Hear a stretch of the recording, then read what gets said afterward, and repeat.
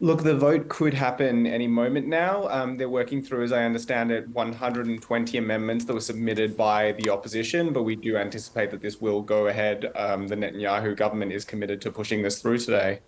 Yeah, so these amendments that are on the table are not likely to change the substance of what they're trying to achieve. No, that's right. Despite the opposition leaders calling for an immediate cessation of this legislation and asking for considerations of some kind of compromise, the government does have the votes. As we've seen, they successfully passed the first reading, and so Netanyahu is intent on passing this legislation, and appears that he won't be listening to the opposition in this. Yeah. The protests have been sustained. They've been huge. They were even quite violent overnight, police using water cannons on protesters. People have been arrested.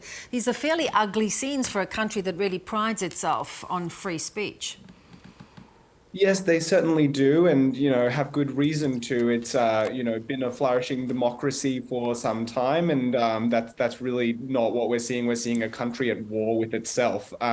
Of course, this has been a challenging time for the nation, but people have been protesting, and the only solace that I'm taking observing it from abroad is precisely the fact that hundreds of thousands of protesters have mobilized in opposition to this dangerous far-right legislation.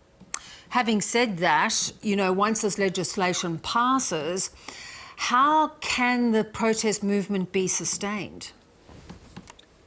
That's a good question. I think once this legislation passes, it's still only a piece of a horrific package of far-right legislation. And so the protest movement will sustain itself. We've seen that it's been going for 29 weeks. That certainly precedes this particular piece of legislation. They've been calling this in Israel the salami method, whereby you piece together a whole variety of different pieces of legislation that together compose this greater agenda of the far-right government. I think the protest movement will sustain itself well beyond the 29 weeks, even if this legislation does go ahead.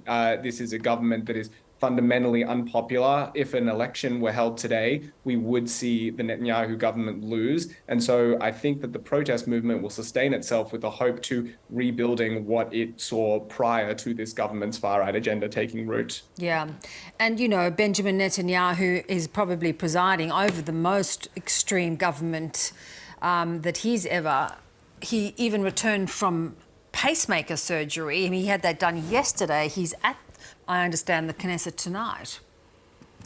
Yeah, that's right. Look, nothing is going to keep him hell or high water from ramming through this legislation. And unfortunately, that's exactly what we're seeing. Even though there are threats of reservists not showing up for duty, doctors on strike, the equivalent of the Chamber of Commerce over there calling a national strike. These are things that are just not concerning Netanyahu. He is committed first and foremost to ramming through this overwhelmingly unpopular legislation. And while that is deeply, deeply concerning, he really is singularly focused in order to appease his coalition, where, as you say, it is composed of folks only to the right of him, despite him being a right-wing parliamentarian himself.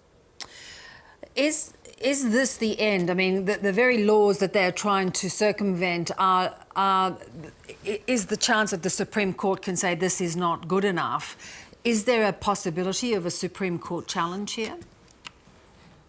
That's really anyone's guess. We're in uncharted waters. We haven't had to contend with this because this was a doctrine that has been in place since this was taken from British law and from Jewish historical law, halakha. So, this has been in place for some time, and to see what can come before the High Court should this legislation go through, will be something that we've never had to test before. And so while it's remiss that we do have to do so, that's precisely what organizations like the Association for Civil Rights, an organization that we're proud to support, will be testing out at a future legislative session and before a future court session. Yeah, extraordinary. And Michael, you talk about the fact that if an election was held tomorrow, he would be thrown out of office.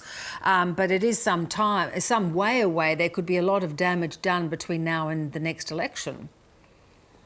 There certainly could be. There's no reason to believe this government will last the duration of its term. It's been 4 or 5 governments prior that did not last the duration of their term either. With someone who is so fundamentally unpopular and someone who is so attacking the basic components of society over there, there's no reason to believe that they will last the rest of the term. And indeed, one hopes that we will see a change before Netanyahu gets to implement his full agenda. Yeah. Really good to have you on, Michael. Thanks for your time. Thanks, Bev.